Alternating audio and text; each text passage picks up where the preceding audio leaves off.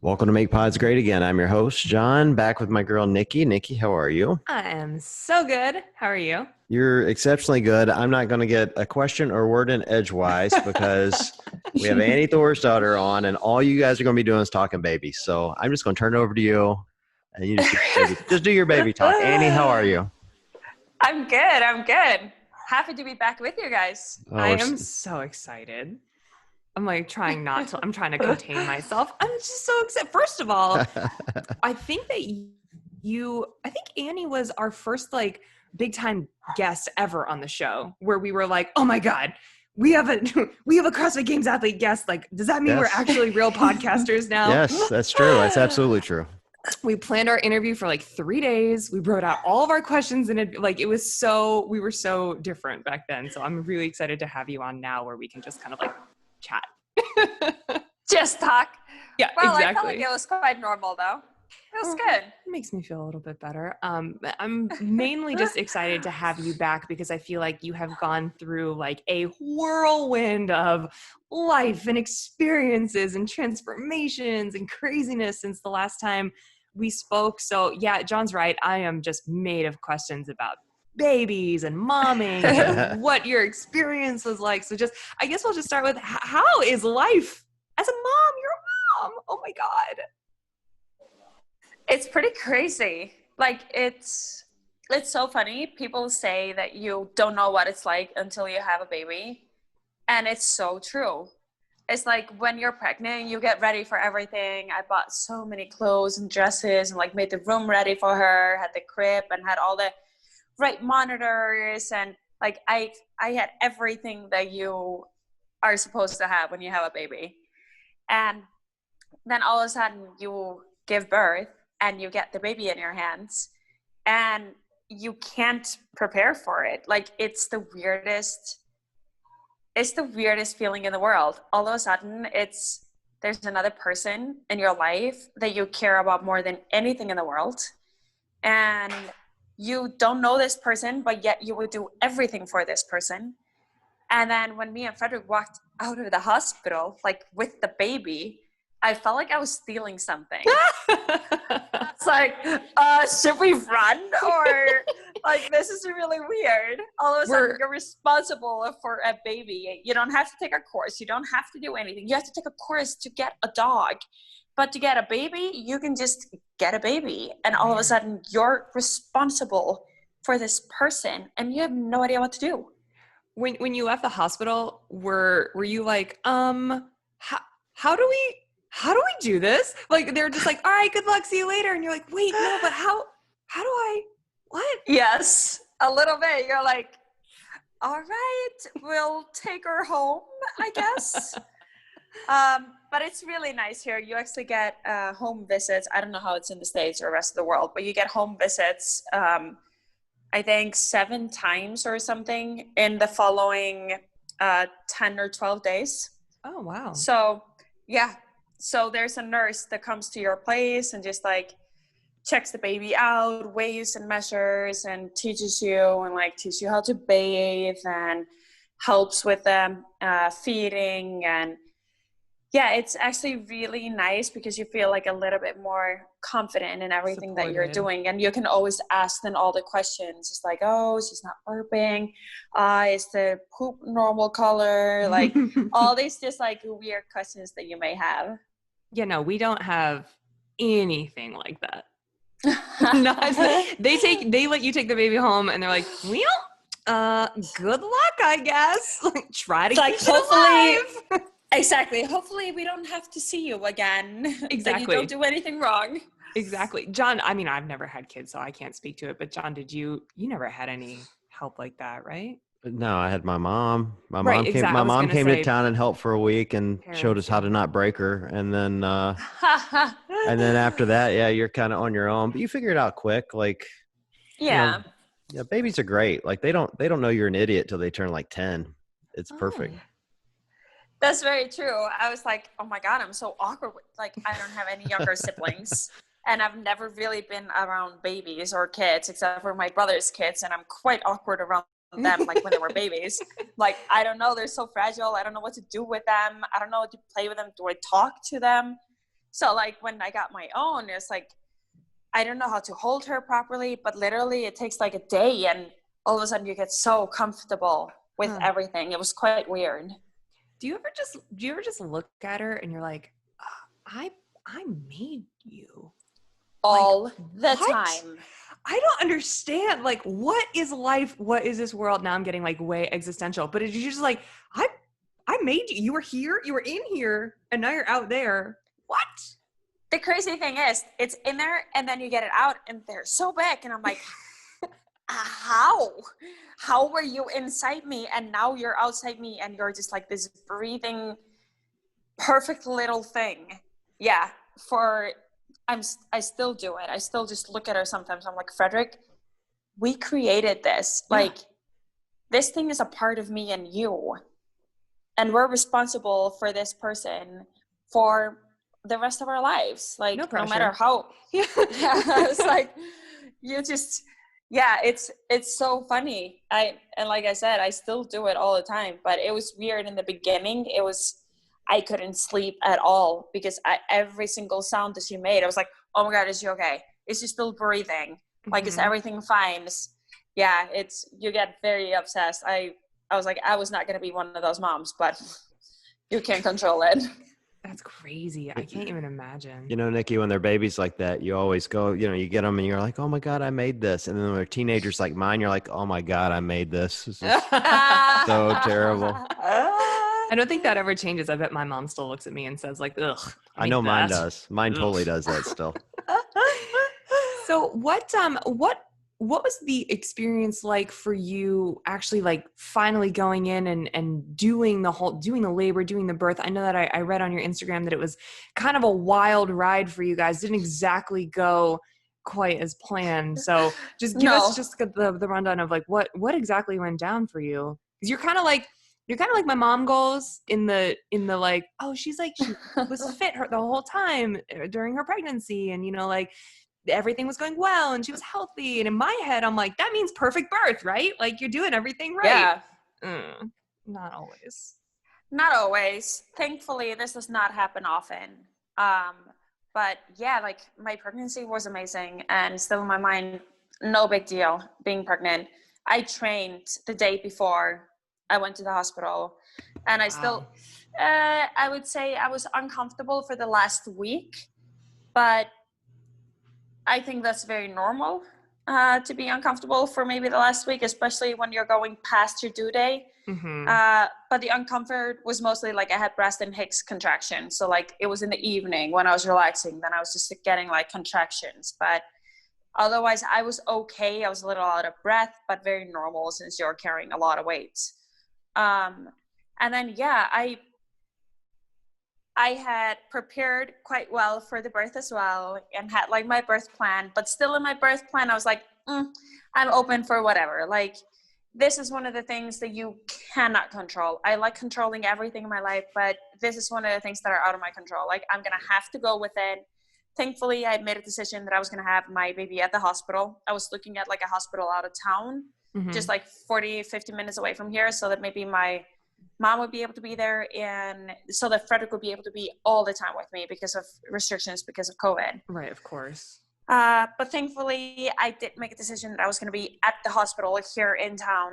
And I started like, my water broke on Saturday morning, and I got admitted to the hospital on Saturday night. I had very bad contractions from Saturday morning, but they just stayed steady with like 5 to 7 minutes in between. So this is obviously going to take a while. I got great. Settle in. I was like, good. And my brother's wife, she's actually a birth doctor. So like I called her with some questions and stuff, and she's like, yeah, like you could have that baby today, but it could be that you're gonna be in this until tomorrow. Like, good Lord. Oh, that's not gonna be in me. No. This is happening today. It was also, I was happy with like 0808. I'm like, it's happening exactly when I wanted this to happen. Like, this is going according to plan. Perfect. Yeah. And then, I went to the hospital like on Saturday night, and they checked, and like my dilation was almost nothing. So I was like, wow, that's a full day of contractions and nothing's happened. I got admitted because they had to like monitor, since the water broke in, monitor if I would get a fever, an infection, or something like that. And I got some morphine to try to sleep, but Frederick wasn't able to be with me, and he wasn't allowed to come until like 3:00 the day after. Really? Yeah, Oh, not until I yikes. actually went into like a birth suite, and they wanted me to wait as long as possible to like start using anything. And then I got gas, and I gotta say that laughter gas, that thing works. Oh like, my God. If only there were like video of you talking or doing whatever. No cameras allowed at that point. That was hilarious. So like, I've never tried that before. And I tried that for the first time there, and they're like, yeah, just take deep breaths. I'm like, oh, I don't dare to. I'm just going to do shallow breaths. And then I got a really bad contraction. I'm like, deep breath it is. And then I took a really deep breath, and I don't drink alcohol very often. Very, very seldom. I've very seldom been drunk. But after that deep breath, I felt like the most drunk I've ever been in my life. I was just like laughing and giggling, and like there were tears running down my eyes. I was laughing so hard. Oh my God. I had 2 midwives in there with me, and they couldn't stop laughing either. I'm like, well, this is the best part of birth. That's why they did it. That's why they offered you that instead of more morphine or like a, like an injection or something, because they wanted the laughs out of it too. Oh my gosh. But actually soon, not that long after, I ended up getting an epidural, and they wanted like the contractions more stronger and more often.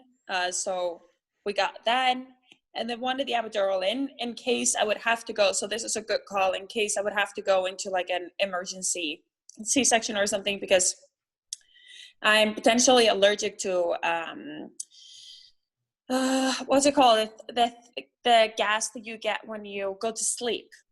So I have like potential like a malignant hypothermia, which means that like I can overheat with that, and then I wouldn't wake up again. So they had to like clear that out in the surgical suite, and then they just wanted to make sure that I would have the epidural, so that they could give me enough like numbing in case I would have to go for emergency, because then they wouldn't be able to give me anything for the pain. Whoa. Yeah, so we got that done, and very good that we got that done. And that actually worked, because I ended up having contractions all through Sunday night. And then on Monday morning, I finally had full dilation, and I was allowed to start pushing. Wait, so you've now been in labor for like more than 48 hours? Yes. And I was so tired. Like I was so sleep deprived. I was like, yep, let me push. Like, let me get this thing out. Hell yeah. And we have found out that she was in like a stargaze position. So that means that her head is like looking up. Okay. So that means that it's going to be harder to get her out. But not only that, she was also like a little bit crooked in that stargaze position. So it's even harder. Like if you think about the pelvic floor and the hips, like where you need to get her out, you need even more space if she's in that position. So she was just stuck. So she wasn't dropping like all the way down. She was just stuck there. Oh, man. So we waited for as long as we could, and we had a bunch of doctors and midwives that were trying to go in and turn it around. And now I feel like an animal. I'm like, someone's just inside me, like trying to turn the baby around. Oh my God. No, my butt is tingling. Yeah, like that was really weird stuff. And then I finally get to push, and I think they had me push for too long, because I was pushing really hard. Like I wasn't holding anything back, but the kit was not getting out. And then finally they made a decision to bring me into like the surgery room. And I knew it was something like big, because there were, I don't know, probably like 12, 15 people in there, just like ready. Yeah, it was really weird. Yeah.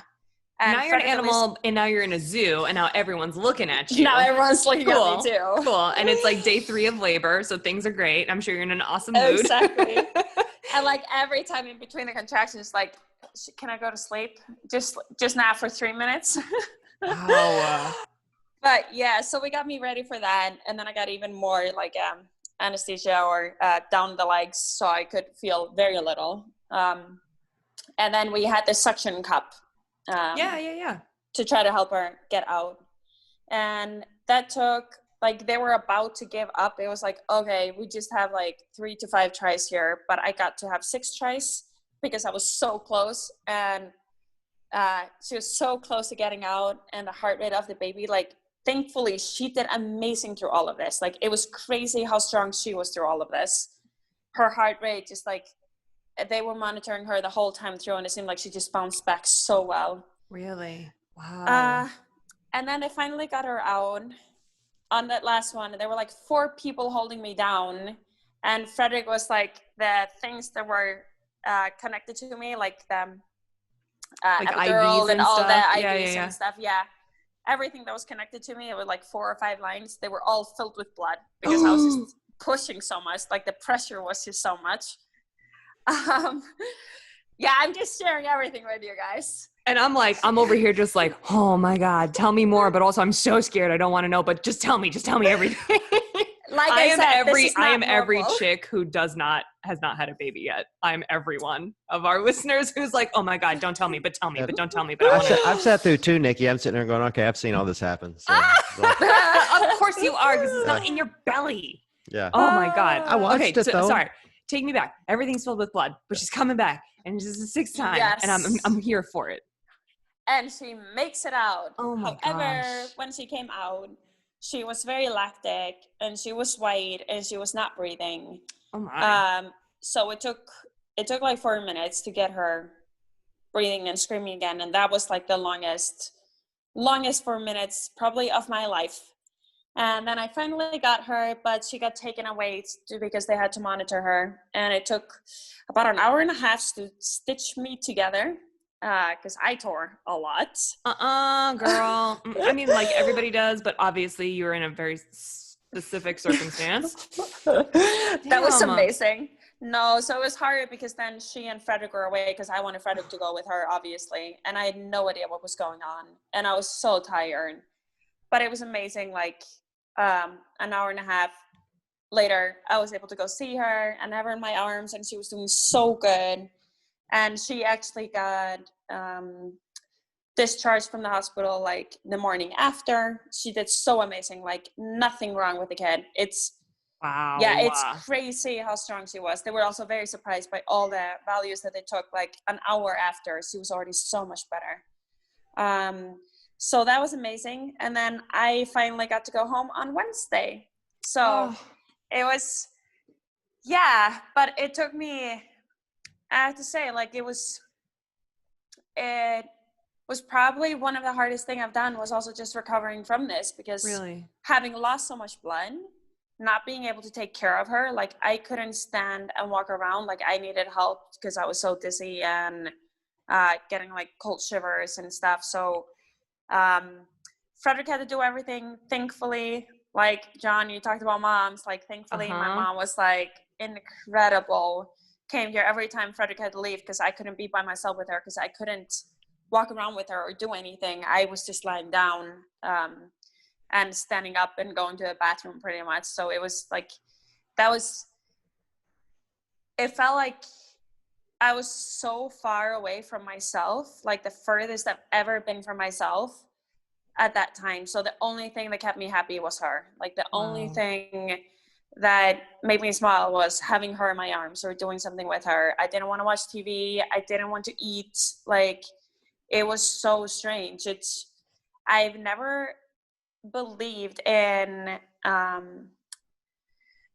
the depression that people talk about that you can get after having a baby. Like it doesn't make any sense to me. Yeah. And I've never understood that. And I've thought it's just women whining. I'm sorry to say, but this is like, that's the closest I've been to, like, I finally feel like I understand depression. Mm-hmm. I don't think I went there, but I think this is the furthest down I've ever been, was there, because I also couldn't sleep. Even after I came home, I hadn't been able to sleep now for 5 or 6 days, and just being so sleep deprived. Like I got maybe 20 minutes in or 20 minutes in, and I was just constantly sweating and uncomfortable, and like it was like an evil circle I wasn't getting out of. And then finally I was able to pump so that Frederick could bottle feed her one night. So I got 3.5 hours of sleep. Ooh, you're a new woman And after that. seriously, I woke up and I was happy again. I was like, this is insane. 3.5 hours and I'm myself again. Like, I can breathe. I can see that I'm going to recover from this. I can see that things are going to be okay. It was really, really strange. And then with just every single day, I felt better and better, had more and more energy. And like a week later, it was a completely different, but it sucked not to have enough energy to take care of my baby. But at least she was okay. Like, that made everything okay. Totally. That shit is so real. And I think it's so important to talk about it and to listen to other women talk about it, and men too. I mean, it affects everyone's, the sleep deprivation and the hormones and the being stressed about a new environment. I mean, it affects everyone. It affects the entire family. But I think women especially, either can't understand it until they're in it, or don't expect it, and it hits you like a friggin' Mack truck coming out of nowhere. And it's like, you thought, you had a great pregnancy, and even though your birth was complicated, it ended up being good, and your daughter was healthy, and Frederick was there, like all things good. So the fact that you're like, shit, why am I down? Why am I like this? Why can't I sleep? Why can't I be who I am? And especially you, where you're, so much of what defines you is your strength and your ability, your resilience, and your ability to be your own woman and lead the charge. And like, being far away from who you are for any period of time, it's just crazy that you say like a week later you were good, and looking back on it, you're like, what's a week? When you're in it, it's like walking through molasses. It's like, just, if the feeling feels like it will never end.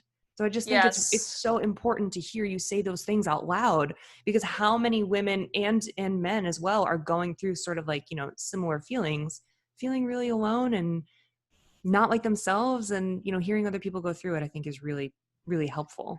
I think it's really helpful. And honestly, I think it was so important for me to talk about it with Frederick and with my mom. As soon as I was able to talk about it, I felt so much better, and I could dig myself out. Like, because I could say, I don't feel like myself, and I could cry, and I could like talk about the things that I was nervous about. I didn't recognize my body, and everything was so empty and felt so weird, and not having energy, and thought that I was never going to be able to like physically become myself again, like have energy to do anything. And just being able to talk about it. And I didn't want to talk to anyone else. I did nothing on social media. I didn't talk to any of my friends. I wanted to just be by myself. And that's not me. Like, I would like to say I am 99% of the time, I am extremely positive, and I am so happy. Like, I love my life, and I feel so fortunate for where I am and how I'm doing, and my family and my friends and what I get to do for a living, and Frederick and like everything is amazing. And so it's really weird to go to that place. So being able to share it. And when I shared my post, like the amount of women that reached out to me, it was incredible how many people reached out that had gone through something similar or felt like they couldn't talk about it and were grateful. And it was very cool. And just the support, because it's something that you don't understand unless you go there. Right. Yeah. And I feel like when they say it takes a village, like, it's not just to raise the kid. It's like to get through it, for anyone to get through it, for your whole family, for the mom, for the dad, for the, the ripple effect that having a kid has on the entire family. Like, I just feel like you can't underestimate like support, just reaching out, just checking in. Like, it's so stupid and simple and so important. So important. And it's also, I think I was beating myself up a lot because I feel like I am strong and I should be able to deal with this. And so many women just have a baby and they're fine. And then they can go train or do whatever they want, like a week or two later, and they feel great and seem like everything is just perfect. And I'm like, why is that not me? Like, I take so good care of my body. I had a great pregnancy. And then the women, like, in Africa, they just go to the site, give birth, and then they go back to their business the day after. I'm like, Right. I am weak as fuck to be like this and crying over this. And then you beat yourself up even more for being like that. But everyone's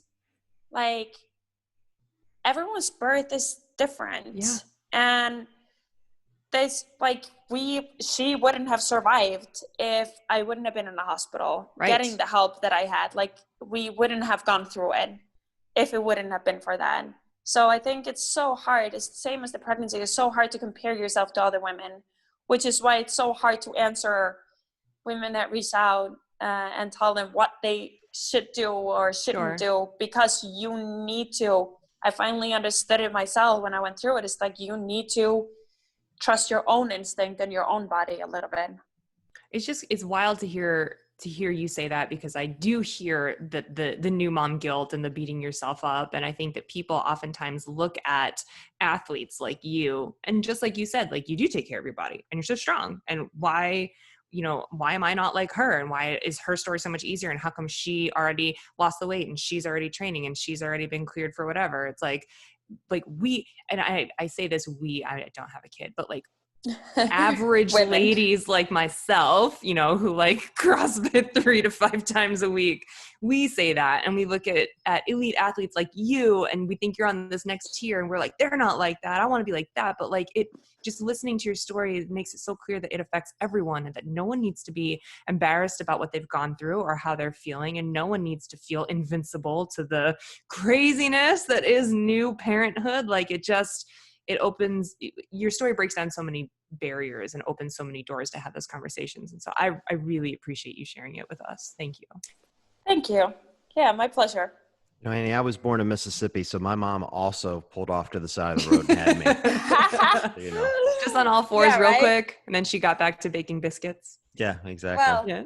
I often think about how my mom was, and I feel like she must have been like a super mom. She had her first baby at 17 years old. She had 3 kids at 23, 24, and was like sewing all of our clothes and was baking and making haggis and like did everything. And ironed I bought myself an ironing board and an iron before I had the baby, and I ironed all of her clothes and all of the diapers and like everything that I was going to use. And I'm like, yeah, I'm going to iron everything. I have not picked up the ironing board after she was born. The fact that you own an iron officially makes you a mom now, though. That's the thing. Yeah, right? Like, that was a big thing. I'm like, where do you go to buy an ironing board? Where do they even sell those? Do they deliver those on Amazon? I think the same thing of the stories I've heard about my husband's mom, because same kind of thing. Like, that generation had a lot of kids younger, and she like grew all their vegetables, canned all their food for the winter, like knit everything. They like never went out and bought anything. She like made everything. She had 3 boys. They were all 2 years apart. I was like, went to church every weekend. Who is this superwoman? I don't understand. Like, if I ever have one kid, I'm going to be laid up in bed for like 4 years being like, hon, take care of the kid. I'm still tired from birth. Like, I don't understand. No, you're not. But it is kind of crazy. I'm like, we should not be complaining about these things. We're fine. And we're going to be fine. Like, we can deal with this. So I want to hear how Frederick's adjusting. I know, like, when I was a new dad, it was a really big adjustment for me. Like this, because men have it way easier than women, for the record. I'm going to throw that out there. Because I sat through these births, so you did all the hard work. But, your sleep schedule gets thrown off. You're also trying to figure out, like, how do I not break this thing? How do I adjust to it? How do you get it to bond with you? Like, there's so much involved. Like, how's he adjusting? He's doing amazing. And I think it had to happen like a little bit maybe quicker or more abrupt for him, because I couldn't take as much care of her in the beginning. And I wanted to make sure that like she was getting as much attention as needed. So yeah, no, he did amazing. He was with me all the way since like 3 o'clock on Sunday. And I actually think it was really hard for him to go home and knowing I was at the hospital. We just FaceTimed a lot, right? But at least he got like a sleep in. But obviously he didn't go to sleep while I was going through labor. Like, we were in it together, and he was with me all the way through. And he went with her and got the skin to skin with her immediately. And when I didn't feel comfortable having her, like sleeping without someone holding her, he would sit in the chair with her and just be with her through the night until she needed feed again, because I was just setting an alarm, like she's gonna have to feed in like an hour and a half. So it's like making sure I would be, like, I didn't know that she would let us know. I just wanted to make sure that I would be ready whenever needed. And Frederick just held her all the time. And he's honestly, like, I think he's been ready to have kids for like 5-6 years. So, and he has a bunch of small siblings, so he's very comfortable around kids. He's amazing with her. Like, I know this is gonna sound really cheesy, but I honestly didn't think that I could love him anymore. But seeing him with her, it's amazing. He's a super dad for sure. But of course, it's hard. And it was also hard because how difficult it was on me. And I think that took a big toll on him, how bad I felt. And how big of a toll this took on me. Like, he's been with me so much through the past 10 years. Like, we're always together and like weirdly close, I would say. So that was definitely hard for him. And then the sleeping I think that's harder for him than it is for me. Like, it's somehow like I wake up and I'm just ready. But for him, having the sleep rhythm being so on and off is definitely hard. Oh, you're like you're not a normal human when you can't sleep. You're really not. And I'll never, this is not the same thing. And I'm saying, for the record, this is not the same thing. But when we got our puppy at 8 weeks last year, it's the same thing where they only can sleep for like 2 or 3 hours at a time at night in their crate, for crate training. Yeah. You have to take them out. And there were just a couple of weeks where we were sleeping, and they don't sleep anyway because they're crying all night. So there was like a 2-week period where we were sleeping maybe 40 minutes at a time, maybe 90 minutes at a time. And it was just, I remember trying to go to work the next morning and being like, this is why women have maternity leave. Because I'm just not a human right now. And I couldn't answer questions. I couldn't remember things. I'd like pick up my phone to send a text and literally 1 second later, not remember who I was trying to text. And I was just like, I get it. And this is not even close to the same thing as having a kid, but I understand why when your sleep is deprived and you're trying to raise a human, people are allowed to stay home from work and nap during the day when they can. Like, it makes perfect sense to me. Yes, exactly. Well, Nikki, so no one is confused on the podcast. Do not crate train your babies. Right. Well, I heard that was fine. I heard you could just leave the infant with a bowl of water for like 2 or 3 hours. A little bowl of food, they're fine. Exactly. Totally fine. Exactly. I'm gonna make a just feed them, put them in the crib, and then three hours later, just check on them again. No big deal. Yeah, that's totally fine.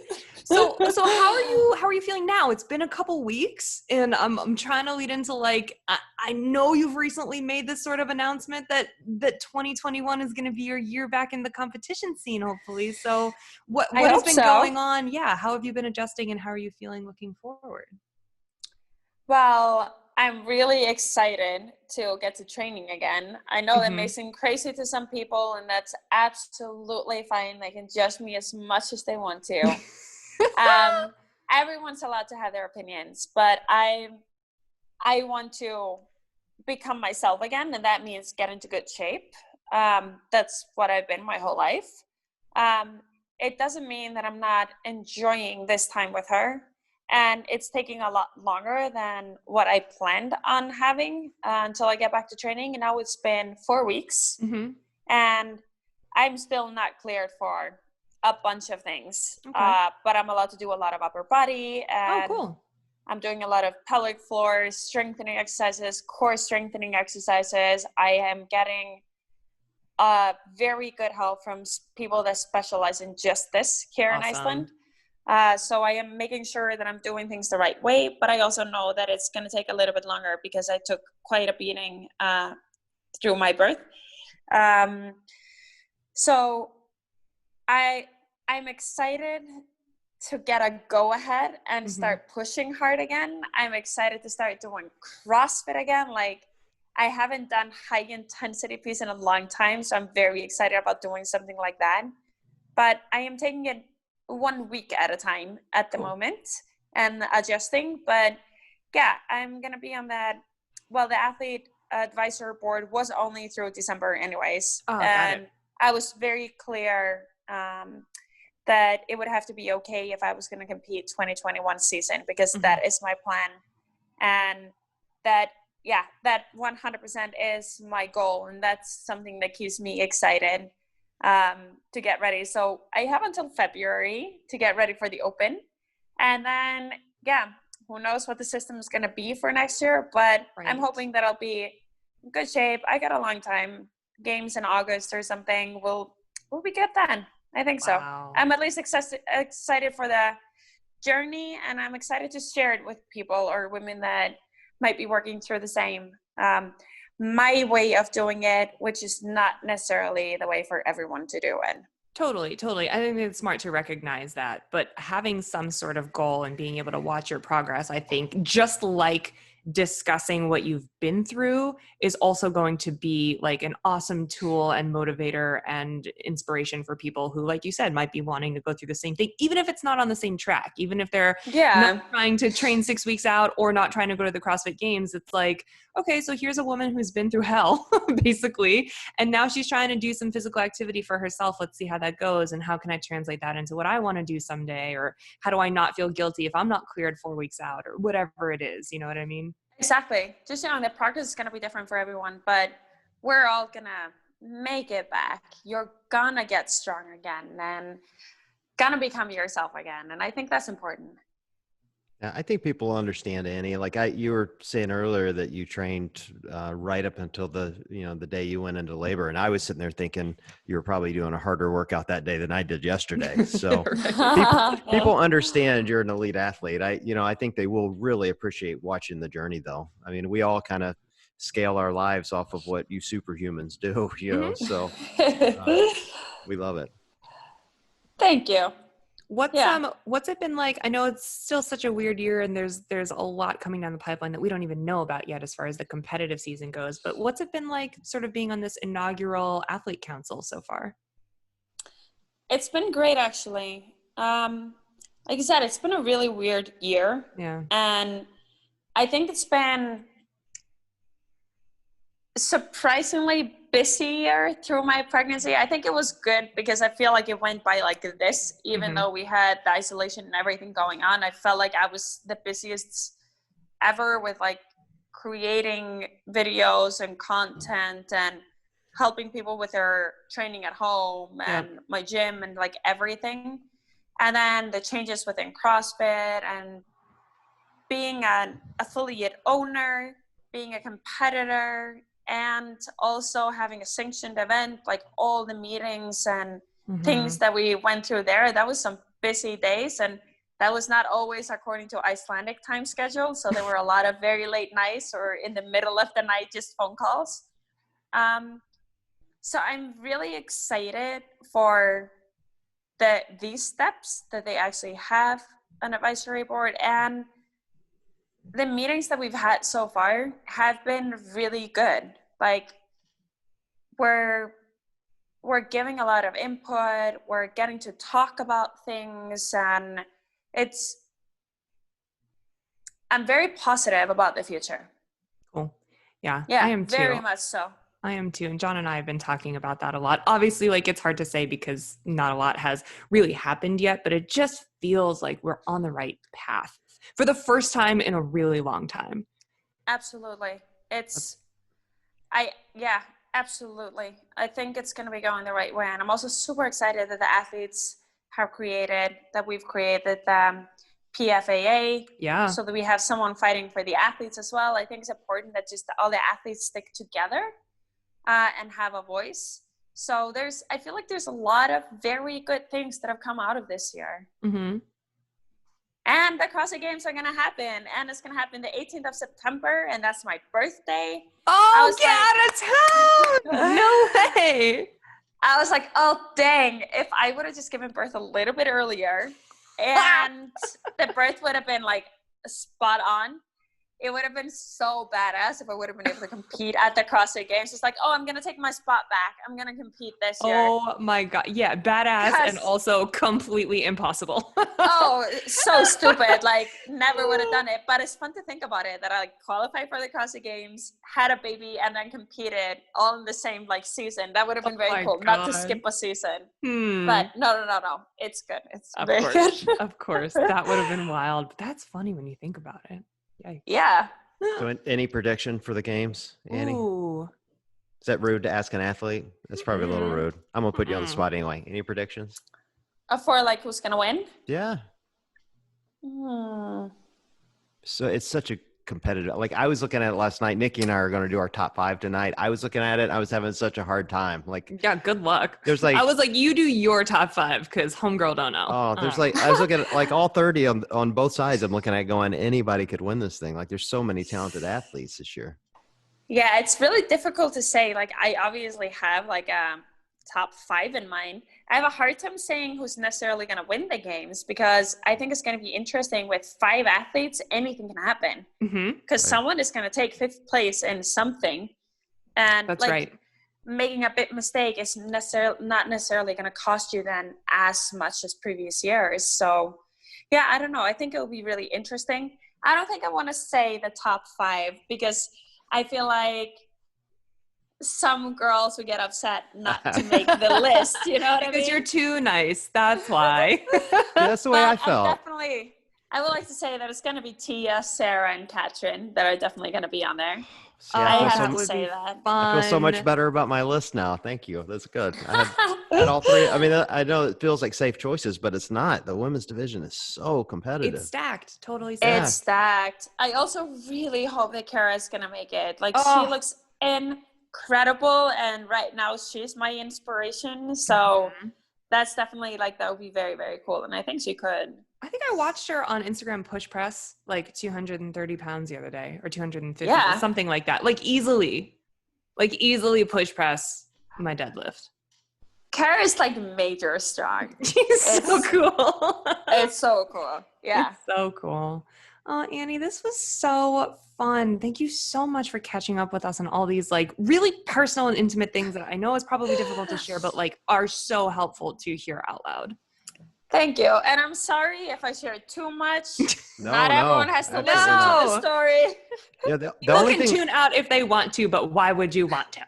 So the only thing we didn't share, I can't believe you didn't bring up, Nikki. What? Your daughter has the most beautiful name ever. Oh my God. Oh, so share your daughter's name with the listeners. It's so beautiful.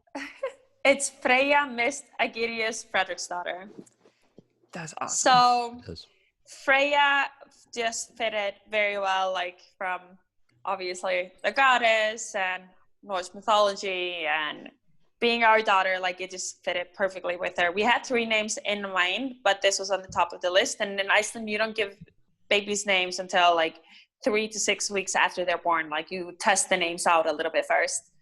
And then since Frederick, his family name is Agirius, so she got his family name. And then obviously she's Frederiksdottir because that's the Icelandic tradition. So that's her last name as well. And since he's getting both of his names, she got my middle name in there. So she's a Mist. So yeah, she has a little bit from both of us. I love it. And I think that is an awesome tradition because it is so weird to make a human and then you give it a name instantly that it has to keep for the rest of its life. And it feels like it doesn't even... My dog's name don't sound normal until weeks in. I get that. I get understanding and trying to get comfortable with. It's stressful. Yeah. Yeah. And you try them all out and see what sticks. And I get that. We also would have been in trouble at the hospital giving her the name there because even though it ended up being kind of what we had decided it was going to be, we didn't realize until we were about to give her a name. It's a week before we were going to give her the name. I see, we have a snoozer, and I see, to monitor her breathing and stuff when she's sleeping. And I see that Frederick named her in the app, and he wrote Freyja, but he wrote it without the J. And I was like, Frederick, you misspelled her name. And he's like, no, that's how you write it. So then I found out, I thought it was only written with J. Then we found out that, in the US and UK, you write it without the J. In Denmark, Right. you write it without the Y. You write just the J. So all of a sudden, we were in this dilemma, like, how should we write it? How should we write it? And we went front and back so many times, and ended up having it with the J, because that was the original. Like, that's the name. You have that it we in had your mind decided. one way, it's got to be that way. You can't, once Yes. you've envisioned it, it can't really change like that. No matter how many people I asked, there was like, we asked so many in the States, and my coach, like, how it was in the UK, and we wanted her to have a global name, but I was just like, it has to be with a J. I'm sorry, it just has to be with a J. You birthed that kid, so you get to pick. Yeah, you get a pick. For sure. Wow. So yeah, we're very happy with it. It's awesome. It's absolutely beautiful. And we fully expect her to be doing muscle ups within 18 months. So No pressure, little girl. No, none. Totally none. yeah, CrossFit babies don't start pulling up and walking. They just start doing muscle ups. They just start doing muscle ups. I think it'll be really cool if she follows in your footsteps. I also think it'll be really cool if she becomes like a professional classical pianist. Yes. a brain surgeon or whatever. Or whatever. Like, I think that either way, they can't be pressure on the kid to do one thing. I mean, you have famous CrossFit parents, like, you're either going to love it or you're going to absolutely hate it and run the opposite direction, and that's okay too. Exactly. It'll be what it'll be, but she's going to have to do sports. That's a rule. And that was a rule for me as well growing up. Like, all of our kids, everyone in Iceland does sports, at least one. It is kind of just like, you have to do something. I don't care what it is. You can try as many sports you want. You just have to do something. I get it, because it's like, you learn so much more than being athletic. You learn teamwork, you learn discipline, I totally understand that. That makes sense. Exactly. I fully believe kids that do sports are better kids. Swear to God. Like, I was at a team competition this weekend, and these were literally the nicest, most polite, well-behaved, good kids I've ever been around, because they're well-disciplined, they're coached, they're athletic, like, and they bond, like, they're just good kids. So yeah, same. Gotta do have sports. So much energy. Like, they need to get rid of it somewhere. They're going to feel so much better. Yeah. And then like, we feel better after training. Yes, exactly. Totally. Well, Annie, thank you so much for being on. We appreciate it and sharing your journey. Thank you, guys. This was fun. Thank you. All right. Well, thank you. And Nikki, great to see you as always. For everyone listening, we appreciate you guys joining us, and we'll talk to you all soon.